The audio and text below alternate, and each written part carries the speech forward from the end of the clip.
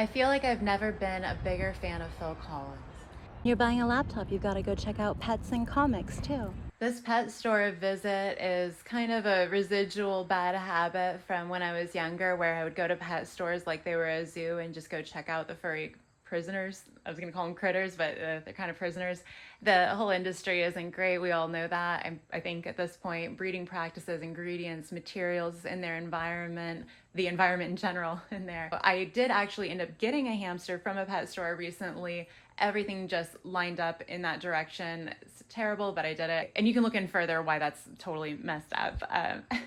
I did get a silent running wheel that's wooden, a ceramic home that's a good size, ceramic dishes, the best, kind of natural things that I could on the other side of supporting that industry. Even by $20 is not great. I actually really wish that pets weren't a thing for us because there's so many strays. I live in a downtown city area. I just had a big, beautiful white dog going through my yard. It was gorgeous. And I'm like, this happens all the time. People just have animals running all over the place.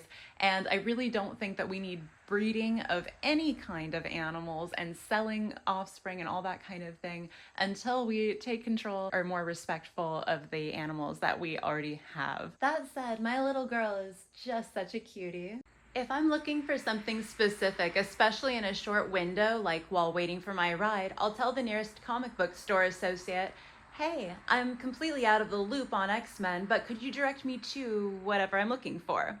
This time, it was the big, long-awaited Mr. Sinister storyline, Sins of Sinister. Check it out if you can. I had to support one of my main villain men and was so eager to read it instead of online recaps while working on my place. I pop in for big events or maybe get back issues someplace or convention I've happened upon.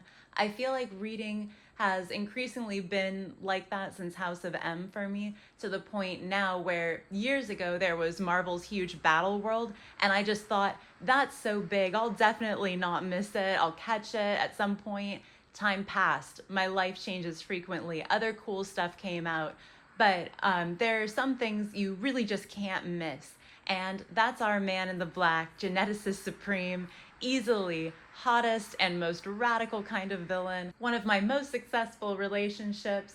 I'm trying to not get more comics or much anything else extra until my living environment is a little more settled, and because I believe in keeping comics in their best condition that you're still able to use and love them in. There's always room for Mr. Sinister comics, even if you're not collecting at the moment.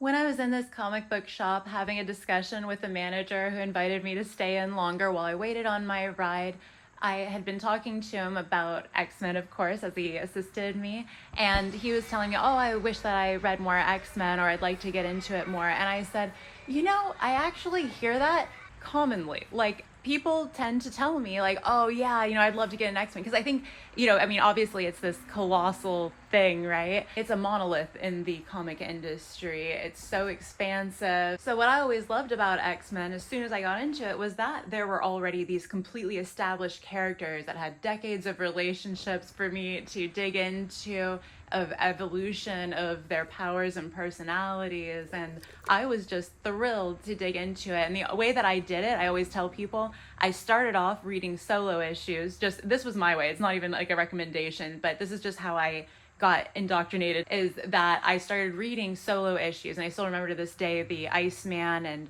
Rogue and Mystique and Nightcrawler kind of solo runs that I would get, and I got familiar with the characters and just who they were on their own, so that way when I started to read their stories, I kind of knew them a little bit. I didn't have to just like jump into a mission with them. I'm going somewhere spectacular enough that I don't need the directions the closer that I get to it. And I also got the Marvel Encyclopedia when I was like 11, and I still have that X-Men rendition of it. It's such an incredible book. That's so cute. It's little wooden pieces meant to look like city buildings and houses. I've read it front to back like multiple times. When I regularly read, I'm always digging back through it. I also use the internet now. I'll quickly look up what that thing was as I'm reading or something like that if I'm out of it. So this made the world just incredibly approachable to me. I got to know my friends, and then I came along with them on their missions, and then I got to know them as a team. So anyway, so he was saying basically that it's very daunting for people that don't read X-Men to get into it. And again, I have always heard that, and I've always said the reason that a lot of people don't read X-Men is precisely the reason that I do. Actually, it's just always funny to me. I started reading X-Men when I was 11, and I had this friend, I was so into the movies, totally obsessed. My nails were painted silver like Lady Deathstrike, and this pal of mine in intermediate school was like, oh, so do you read X-Men then? And to this day, I think that person was like something of a childhood hero of mine, that they would say, oh, this is a comic book. I remember literally saying like, it's a comic book, and getting over to the Danger Room, the comic book shop in my area, lickety split right after that. I'd walk there, spend all my allowances there, and I just collected over the years and got to the point where I'm at now, where X-Men is absolutely family to me. Such a beautiful downtown. I always say how clean this city is compared to others. I like to turn any chore or errand into a fun time out. I am so excited to come in here. Oh my God, this is gonna be such a fun event. I'm just gonna get a little more dressed up to go in. And I really thought it was interesting when the shop manager said to me, well, the thing is, the people that read X-Men, it's all they read. In like a decade, so. Okay, so you're recording. I get like any of the magnificent. Yeah, I'm trying to. Have you been inside of it? I haven't. I'm downtown right now, and I'm like, there's the cathedral, there's everywhere. I was like, I did not dress for this today. Okay. And I was like, that's so profound. Like, that's so true. That's like, I've always said X-Men's my bread and butter. And I love indie comics, horror comics. I did get started off on like the Archies and Crips and everything when I was a kid. I've read probably 95% X-Men of my comic book reading, which is saying something. But even just for rereads, for everything, I love X-Men. It is my home. I'm the queen of the world. I love it down here. Oh, welcome to my upper terrace. Welcome to my house. That's like the obnoxious line from Workaholics. Welcome to my house. So, if you read comic books, I would love to know if you have a main world that you hang out in, or if you just kind of read across titles too. I've been loving asking people what are some of their favorite places around town. While I was swapping out my horrible equipment for my horrible cable company for horrible reasons, I asked the gentleman that was driving me, that said that they were extraordinarily fond of the city we live in also, where are some of their favorite places. And they said, oh, well, there's this place just a couple blocks over from here. Actually, it's this incredible cathedral. Okay. It's built like an old Gothic cathedral. That's what I need. But yeah. It's actually Masonic building.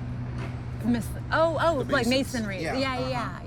But it is just gorgeous. It's almost 100 years old, and it's at the corner. What is this, New York?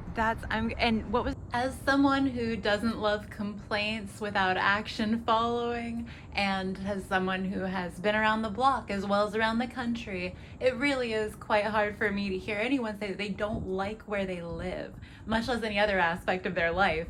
But where you live is so important. To me, this is not just my stomping grounds. This is not just my playground. This is my fucking domain. I love hanging out around here. I love just owning the whole place. And I always say, walking around somewhere, exploring somewhere, be a good animal, get out there and explore.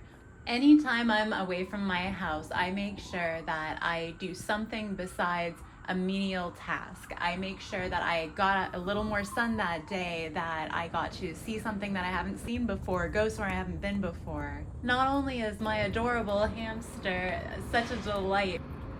This kitty's got claws. When the sun goes down, like I get very excited. I'm like, ooh, the nocturnal beasts are coming out and I get to play with my girl. Hamsters are also known to be extremely curious and explorative, and I feel like we have a nighttime and curious sort of nature to bond over. Speaking of, I'll show you soon some of my nighttime explorations, concerts, and other cool stuff I've been getting into that I so do appreciate you being my date for. I hope your day is super healthy and badass. Comment, like, and subscribe for more healthy and alternative content and to be my good pal. I hope you're having an awesome one. Oh, hey, and I'm gonna try something just for shits and giggles here. We're gonna just throw in a bunch of search terms. I don't have sunglasses with me right now, so I can't look at you. I am a girl who very genuinely loves every fucking thing about her life. And I love death, and I love life in general. I hope you do too. Thank you so much for being part of my dope-ass existence. Goth fashion, goth YouTuber, goth channel, gothic attire, gothic fucking, what else should I put in here?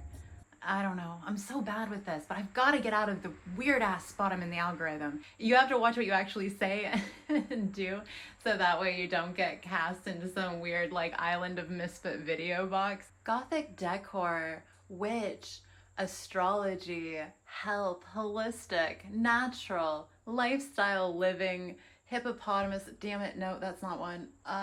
Dark, morbid, fantasy, geek, tagalicious, outfits. Thanks for being part of the Holistic Goth channel. Okay, we get the message. I've got to, I don't know. Other people are finding ways to slip this into their actual video, and I'm not thinking about it while I'm doing that, so here's fuck all. I will say, if I get rejected by every alternative community on the planet, that's all well and good. I just can't figure out how to, like, not get recommended off of things that are ludicrous on the level of irrelevant. Comment below a thing that you're working on that you can't figure out but that you really enjoy working on, so it doesn't matter. To me, my channel is a flying success. It's been a marvelous outlet, a creative project. I've turned diary books and poetry books and, you know, dream diaries and all sorts of things, even that I don't put up on here. I've turned things into video now that I find very useful in my life. And so this has been the best thing for me, to just be able to translate some of how I feel into something that I can play in the background as well as I play anything else that I listen to while I'm going about my bohemian lifestyle. Okay, that's about as organic as I can make that.